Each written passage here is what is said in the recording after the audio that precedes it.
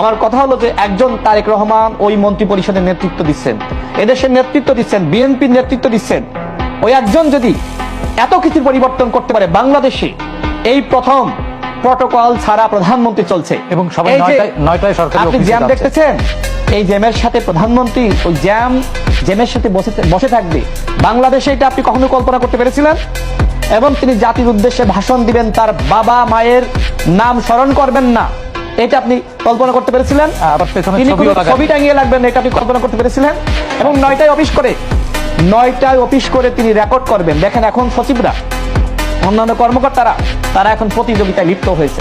এই যে সবাইকে ফাংশনাল করা, এই কাজটা জনাব তারেক রহমান করেছে এবং তার এই নেতৃত্বের কারণে বাকিরা তাকে অনুসরণ করতে বাধ্য হচ্ছে।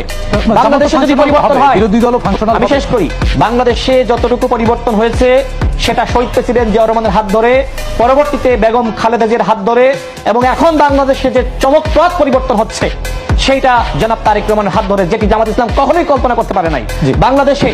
বাংলাদেশে দেখেন বিএনপি যে ক্ষমতায় আসলো, বিএনপি কি সংস্কারের বক্তব্য ছাড়াই ক্ষমতায় আসলো?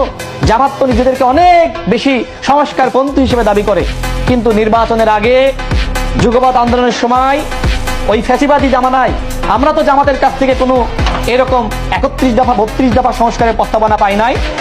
যে দল, আমি শেষ করি প্লিজ, আমাকে শেষ করতে দেন, যেহেতু আপনি প্রশ্ন করেছেন, যে দল ক্ষমতায় রয়েছে, ক্ষমতায় যাওয়ার আগে তার পরিকল্পনা প্রকাশ করেছে এবং সেই পরিকল্পনা অনুযায়ী তিনি যা বলেছিলেন তার থেকে আরো বেশি বেশি করতেছেন, যেটা আপনার মাথায় ছিল না, যেটা তিনি তার পুস্তকে তো লেখেনই নাই, যেটা তার চিন্তার মধ্যে পরিকল্পনা। আমি শেষ করে দিই 30 সেকেন্ডে। তিনি এসেই বলেছিলেন, আই হ্যাভ এ প্ল্যান।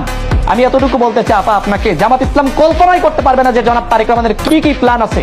আপনারা শুধু টকশোতে এসে এবং ওই বিক্ষোভ মিছিল করে আপনারা শুধু হতাশা ব্যক্ত করবেন। এই দেশের জনগণ তারেক রহমানকে গ্রহণ করেছে, তারেক রহমানের হাত ধরেই এদেশের উন্নতি হবে, এই দেশের পরিবর্তন হবে, ন্যায় বিচার প্রতিষ্ঠা পাবে, গণমাধ্যমের স্বাধীনতা নিশ্চিত হবে। আপনি যা প্রত্যাশা করছেন সেটা জামাত ইসলামের নেতৃত্বে হবে না, সেটা তারেক রহমানের নেতৃত্বে হবে ইনশাআল্লাহ।